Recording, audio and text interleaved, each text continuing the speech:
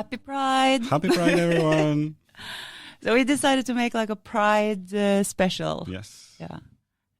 At least for the time of recording, it's Pride in Norway. Yeah. And it's a huge event. Yes. And we both really enjoy that event. Yeah. For different reasons.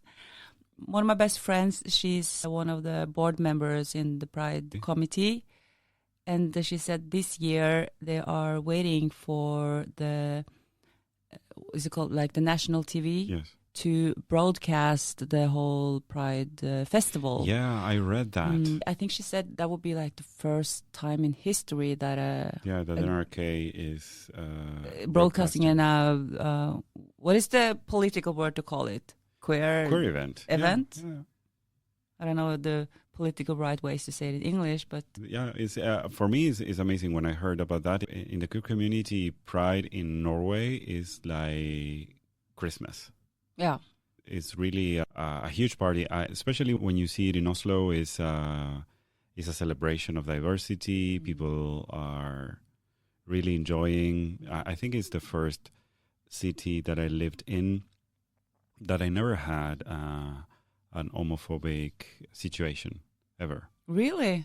Yeah, I think that the only time I was walking hand in hand with my husband next to our house, and a very drunk guy started shouting at us, but he was saying like, "You look so good together. Good for you that you're holding hand in hand in the middle of the night in Oslo." But that's not homophobic, though. No, that is more like a... But the other guy was saying, but these two guys, they each other in the ass. He was like, and... They were having a discussion. They were having a discussion. Together. And the other guy was saying, this is wrong. You shouldn't say that. Yeah. These guys are doing the right thing. And they were both really, really drunk. But that was the only time I sensed that something was a bit off. I feel like when you go to the Pride festival, people enter the festival area with an open heart. It's so tantric. Yeah, it is. And that's how you can feel really in the present moment. And you enter and people just smile. They look at you. They can dress in whatever they want. And you can feel it's high vibration. That's what I feel. So I love it. I like when going to Pride Park and you see... people that are clearly straight, sitting in the middle of tables, sharing time with their kids, and people with balloons and with flags and music. You can breathe in the happiness there. It's really nice. Yeah, I think it's so nice that you can have a queer event and it's for the whole family. It's like a family event. I bring my niece from she was young. She was always with me. We have this, me and my sister, and now it's extended family. We have this date that we go together, and the kids learn. I remember we went to the park, and my niece wanted a flag, and she was pointing at a flag because you have different symbols for the flags. Yeah. And I think she pointed at the flag that was transsexual or something. Yes. And we explained the meaning of the different flags to her because we wanted her to know the meaning. So, she was like, what is transsexual? So we had to explain this is like for symbolizing this. So she eventually chose the classic one with the rainbow colors. I think it's interesting what you share with not being, not experiencing any homophobic. Yeah, because you are a foreigner too when you're in Norway, right? Yes. Yeah. And I'm adopted and I'm Korean. So I'm a Korean adopted. And I think I can call myself open. I don't call myself bisexual or anything like a label. I just say I am. So you feel that you're fluid when you identify yourself as fluid. Yeah, but now you have so many terms. I don't even know the difference with, is fluid a set term? Fluid is a set term. You can... You can construct relationships with different human beings regardless of their gender, and you're fine with that. I feel like it's nuances to all these terms that I don't even know. It's a lot of terms. There is, so everyone feels included and represented. Yeah, and I am part of this group called Queer Soul Sisters. Yeah, wow. And that is adopted Koreans that are, we don't call ourselves queer, not everyone at least, but one member in the group, she's... How many are you? We are many, but the hardcore group is maybe 10. Wow. We are like 20 people in the group. There are these many Korean women adopted here in Norway? It's a lot. Okay. And men too.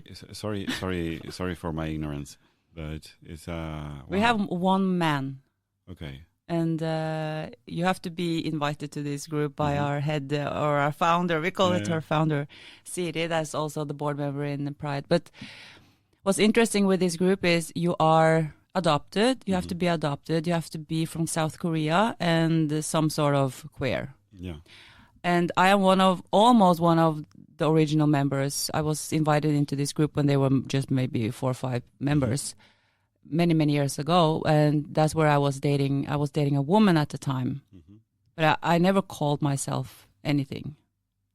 So over the years, it's been relationship with men, and then maybe dating a woman, and then And what is interesting with this group, because we are talking about inclusiveness and pride, and the focus is gender, right? No, not gender. The focus is sexual preferences, sexual orientations, sexual orientation. But with this group, it's another layer because we are adopted. So what's funny is, one thing is that we are adopted and queer. Yeah. The other thing is that we have these very, very interesting conversations. And I never thought of it, but I was so prejudiced about other Asian queers. Yes.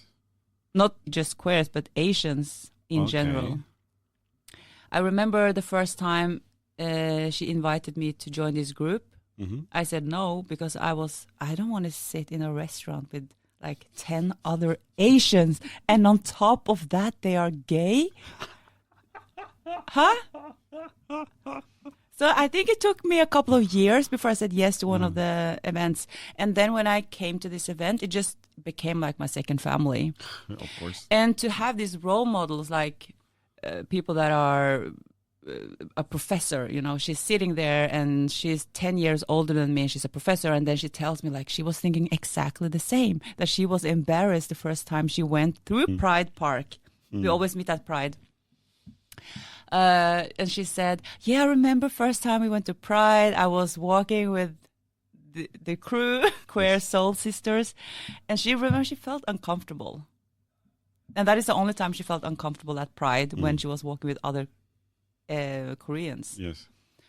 It's very interesting to see what makes us feel alienated and what makes us feel... Because it's like being singled out. I see this like an intersection within the intersection within the intersection. When we have those discussions, it gets really complicated, intricate. It gets interesting. This is why I asked, because it was like, how many are you in this intersection that you are Korean adopted queer women? And one guy. But I know more adopted Asian Koreans. Queer. Yeah, actually, I do. Wow. Men, I think I know at least 5. Okay. And in this sense, what does pride mean to you? I think for me, it doesn't mean so much for me personally, because I haven't been through any struggles and haven't, fighted for being who I am or have any issues with that. But what it means for me is for the whole, for the gay community, for different communities, for other people's the well-being of everyone, that everyone is protected or safe. So I think as an event, it's very important for the whole community in itself, and that makes me happy. Is a celebration that you bring your family to it. How is now with? You talk about your niece, but how is it with your partner and your son? With the Pride? Yeah. We are probably going there together. Okay. Now he can walk, so now he can join me. Yeah. that's why I'm saying for me personally, it hasn't been any big barrier. Yeah. The only time I felt embarrassed were when I was with a group of Asians, and I didn't think of them as. It's not because they were queer. It's because they were Asians.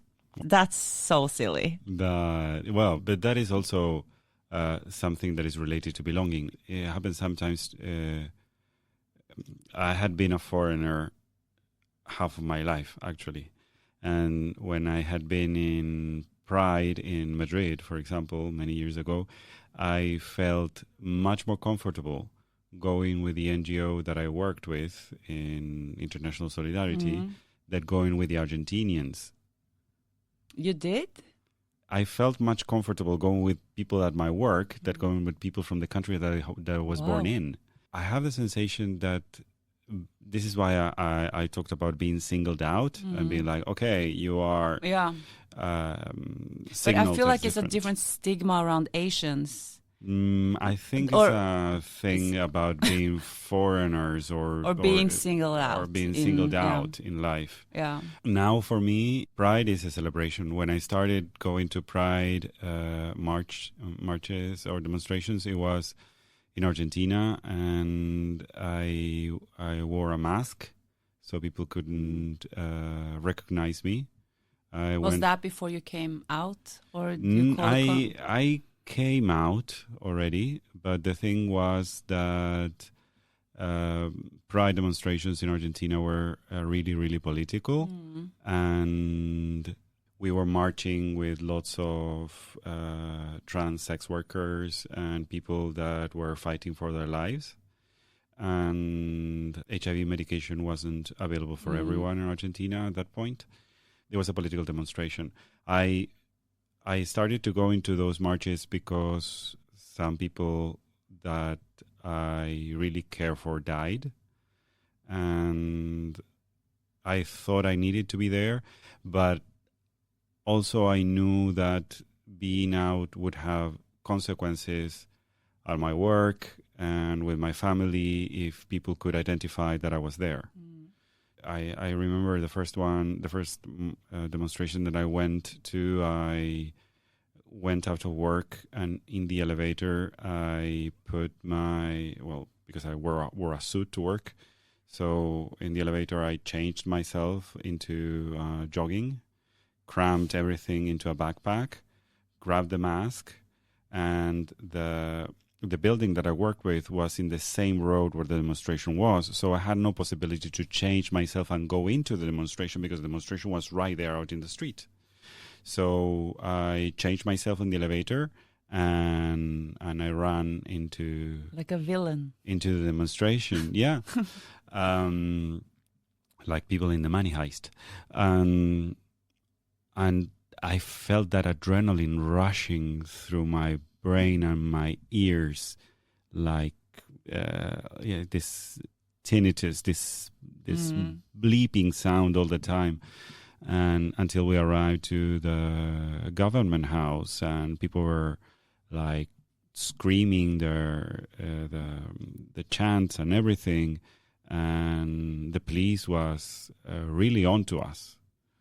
After that, it took me a while until when I lived in Spain, I went to Pride, and for me, Pride was a complete different thing. It was this is great. This is a lot of fun. It was like 1 million people out in the streets.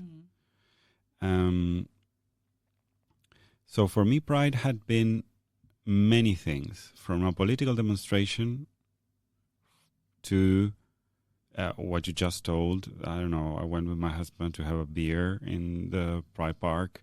And I walked, of course, with my work. I work with refugees and migrants, and some people need to wear masks, not because they feel unsafe in Norway, it's because some people can take pictures and expose them with their families. And some corners of our society are still struggling on how to make queer identity something natural, I think. Yeah. No, I think it's a super important event. I feel like I am very fortunate but to be there and support the event by being there, educate our future generation, like our kids. I feel like that is my contribution. Also, the way you treat your crew in the studios and everything. Yeah, I feel like it opens doors for people that are, we mentioned in the break that sometimes it can be hard to be not in one of the labels. Like I shared that I didn't call myself bisexual, but I was still dating girls. But I had the confidence in doing that without thinking so much about what I did. But you have other people that I think is very hard because they have these thoughts. They feel maybe shamed. They are in a relationship with a man and then they want to try something with a woman. Then they feel shameful because they have those thoughts. And this is things that I had to deal with when I was growing up too. But I could, if I was in a relationship, I could say, just so you know, at one point I would maybe like to be with a girl, or I have been with girls, or I don't know. It's different conversations, but I wasn't feeling ashamed that I could be attracted to different. Have you ever been rejected by a guy when you said that you had been with girls before?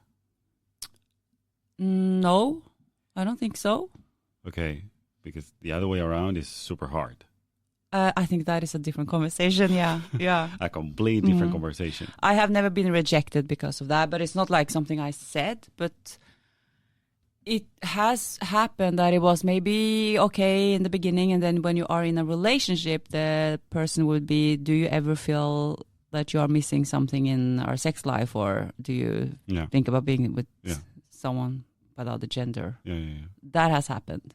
But in that sense, I feel that you talk about this with a lot of pride and clarity in your identity, and you're not moving from your ground because of the validation of others or your partners. Not now, but when I was younger, I felt like I had to make a decision. Do I want to go for a girl or do I want to go for a guy? Like when I get serious, it's easy when you are in the beginning of your 20s and you can be with people just for the fun of it.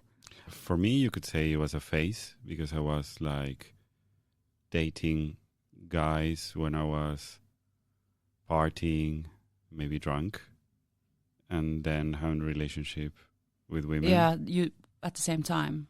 Yeah, I was in like in a very crazy phase. Before you decided that I am gay. Gay. And then I was like, no, I feel more comfortable building a relationship with a guy. But I feel it's a bold step to come into the light and not feel that you're going to be rejected. I know that coming out is not for everyone, actually, because some people are like, you need to come out. I have seen cases where you are, I don't know, I know a Persian guy that he's the sweetest guy ever, and does it make sense that he comes out to his family? His family is very narrow-minded, you can say, or very Islamic also. So would it make sense? They have a loving relationship, but maybe it's not for them to go through the coming out experience. It's not going to bring them together, or it's not going to add value. I think it's a choice if you want to come out, and then if you want to come out as gay or not gay. I think when you are gay, it's kind of clear guidelines almost. Socially, there are guidelines. Yeah, it's almost easier. And if you are gay and you want to have a relationship or sex or something, you have bars and you have areas that you can... have apps, You have apps. What I found difficult when I was younger was when you were not in the gay community because you were not gay, but you still were attracted to the same sex. But everyone thought you were straight because it's not something you go out and say like, hey, I am open for everything. It's not like something you say when you meet people, right? I think I remember I felt like that was hard at times. Sometimes I was longing for meeting a girl, and then I wasn't in the whole like lesbian community. And just to go there was like overwhelming because when you are a girl going into that, Oslo is small, so you just have like one bar. Yeah. I just thought, who's there? Yeah, so if you enter that bar, everyone's like, oh, it's a new chick in town, you know? The lesbian community, it's a close community. They know each other, and they know like, okay, so when I was dating this girl, they knew about it, and it was just all over. But also, I think Oslo is small regardless. It is. I think so, yeah. I meet people in the streets all the time, which didn't happen in Madrid, for example. It doesn't happen in London, for sure. Yeah, but I think London is like more people than whole Norway. Yeah, exactly. Yeah. Pride I think is a great opportunity to break the labels, you think? You know, not in my case. Okay. The labels is good when you have the label, but when you are, let's call it fluid, sometimes when I was younger, I could go to Pride and I could feel like I was still, I still felt like disconnected. Mm-hmm. If you're gay, you can go to Pride and like, yeah, finally I can be open with like who I am and with other people, and it's okay. You can have girls walking, you know, holding hands. Yes. And I could feel sometimes like, I want to feel like this is my day too, but this is just in my head. Yeah, I don't know where I want to go with this, but because I hear you and I think about that everyone can actually celebrate Pride as an attempt for connection, right? It's not something that should be only for the queer community. It should be something that everyone should explore in the place that you are. And I think that's what made Pride so successful. They open it for everyone.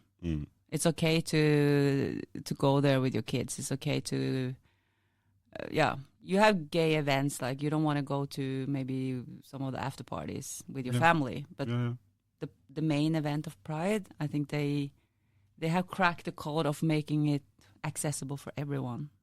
Well, as we spoke before about not feeling lonely, about feeling connected, about knowing that you are belonging. If you want to meet me at Pride this year, you're gonna see that I have to bring paper towels because I am just crying the whole day. I get so emotional. For me, it happens the same. It's when you see the parade. Yes. And I see people with how they express themselves, how free they are, how happy they are, and you can kind of feel years of, maybe shame and things they had to hide in the closet, and then they're out. I don't know. I'm always standing there watching the parade, and I'm like crying every second minute. For me, it happened exactly the same in the Black Lives Matter demonstration in Oslo last year. We didn't have Pride last year. So my moment of crying in demonstrations was in Black Lives Matter. And I saw all people chanting together. And it's exactly that. It's like, okay, we are here to make a statement and we are here to celebrate who we are. So that is for me a very tantric experience. When you are experiencing that, or when you are attending that with the mindset of being in love with yourself, in love with others, and it's a love event, then you get that experience, You can have parade that doesn't make you cry too, but it's just the amount of love that you can just feel it. The people that are watching the parade or people are in the parade, just like love all the way. Yeah. Happy Meeting Pride. Happy Pride, Let's meet in Pride this year in the park with my soul sisters. I want to meet them now. Oh, yeah. Thank you. Thank you.